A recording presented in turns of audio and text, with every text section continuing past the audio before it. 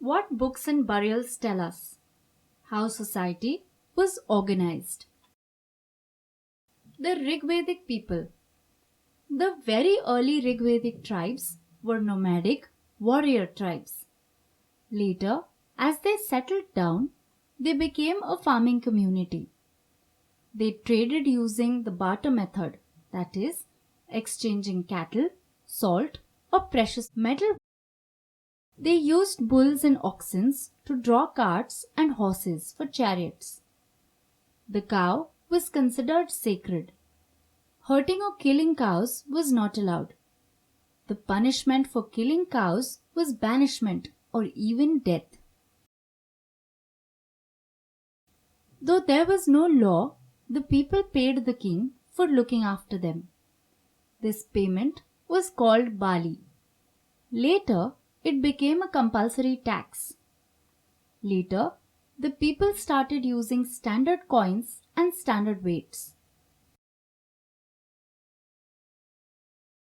They also worked in occupations like pottery, weaving, metalwork, carpentry, etc. There were shrenis or guilds of craftsmen. They helped each other and provided training too. These people traveled a lot. There are mentions in the Vedas about sea journeys too. They also did a lot of long distance trade. The Rigvedic people. The smallest unit of society was the family. Many families together formed a gram. The head of the gram was the Gramini. Many villages together formed a Vish. The head of the Vish was the Vishpati. Many such clans formed the Jana. The head of the Jana was the Raja. The Raja was assisted by the Senapati, Purohit, and other such officers. He had to protect his people from enemies. The leaders of the people. The king did not take all decisions by himself.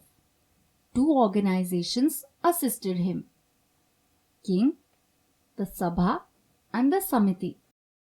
The Sabha, group of people elected from the people themselves.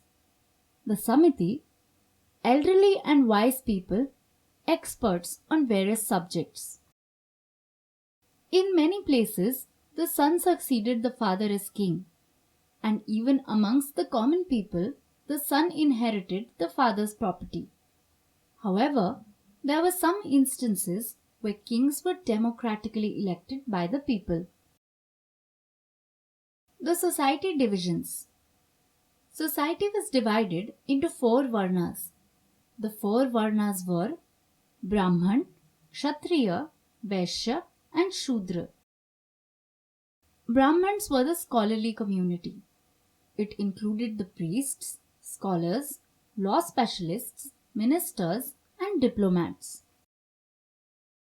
Kshatriyas were high and lower nobility. It included the kings, noblemen, soldiers, and administrators. Vaishyas were the mercantile and artisan community. It included the merchants, shopkeepers, businessmen, and farm owners. Shudras were the service providing community. It included mostly manual and farm laborers.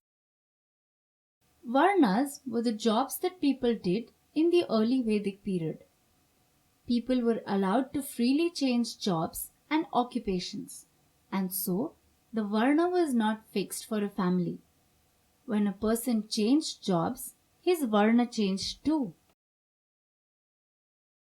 Valmiki, the writer of Ramayana, was a hunter by profession. Ved Vyasa, the writer of the Mahabharata, was born into a fisherman family. Because of their intellectual and spiritual powers, they achieved the highest position in social hierarchy and are regarded as Maharishis. The people who decided all this called themselves the Aryas. These were people who came into India from Central Asia.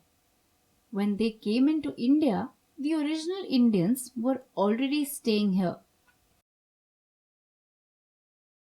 The Aryas called the original people of India Dasas or Dasyus.